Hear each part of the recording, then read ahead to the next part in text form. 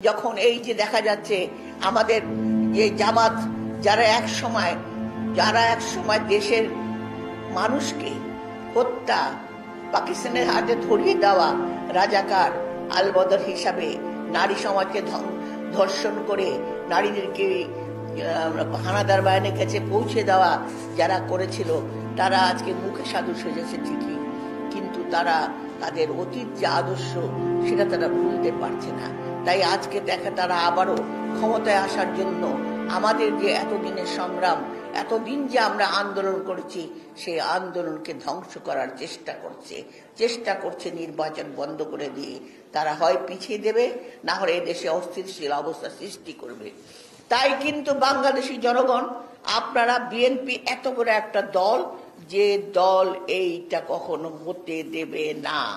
নির্বাচন হবে, মানুষে ভোট দেবে,